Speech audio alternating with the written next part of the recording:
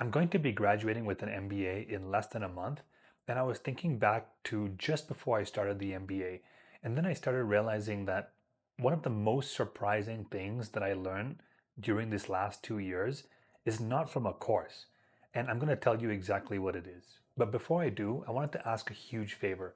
If you're watching this video and you do find any of the information I'm sharing with you helpful, I would really appreciate if you could either like or comment on this video or subscribe to this channel. Thank you so much. Let's get back to the video. Looking back, I came into this MBA program thinking that everyone had their life completely figured out, that they knew exactly what they wanted to do after the MBA. They wanted to become CEOs, they wanted to become high-level executives, they wanted to work in certain industries, they wanted to be founders of companies and, have the next big billion-dollar startup. That was the impression I had before I came to the program. But here's the most surprising thing. Everyone that I've met in this program absolutely does not have it figured out. Like nobody.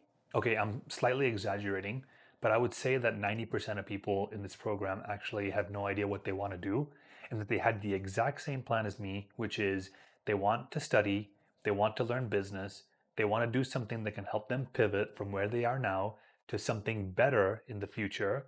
And so they came to this program hoping that they can find inspiration from other students, faculty, the classes, the electives that you take, and that itself would sort of guide you on where you can go next. There are people here from the military who have finished 7 or 8 years of service and now they want to go work in the corporate world. You have people who are killing it in their corporate jobs and now they want to go on and work in a different industry, or they want to start their own business of some kind. So my point is that this is a really diverse group of people and everyone is here for the same reason, which is to figure out what happens next. Before coming here, I was absolutely sold on the idea that everyone knew what they wanted to do, but these last 2 years of doing the MBA program has really been a self-discovery phase. 2 years is a long time, and this 2 years is really, a journey of personal growth. And as your interests change and you learn different things, you might find that, you wanted to become a project manager, but now you're suddenly interested in entrepreneurship. And that could be because you had an idea, you met some people who you thought that you could work well with, and together you guys decided that you wanted to start a business together. Or it could be that you took an entrepreneurship class, and in that class, you had to work on a project and write a business plan for some idea that you have. And now that you've done that and received positive feedback, you feel like maybe it's better that you work for yourself and try to see where that idea can go. When I first came to this program, I came here thinking that I wanted to be a financial analyst, but I also had other considerations like maybe I should be a project manager, or maybe I should buy a business. So let me try to learn as much as I can about becoming an entrepreneur through purchasing a business. Let me get involved in the VC space so I can understand everything that surrounds entrepreneurship. I really thought that I would want to go down the finance route, but the 2 years in this program really taught me that I don't want to go back to the corporate world and I'm ready to do something on my own. Also, knowing that I have the backing of professors and an awesome and amazing cohort of students who I can always rely on if I ever have difficulties in any topic or area. These 2 years in the program have also opened my eyes to the fact that life is really just one big loop and that we're all constantly learning all the time, and everyone is on a different trajectory at a different time and point in their life. You should always live your life by your timing and not by someone else's. Just because someone else is a millionaire by 35 and you're not, doesn't mean that you're not successful. And you shouldn't be comparing yourself to other people anyway. Just focus on learning and being better one day at a time or 1 year at a time.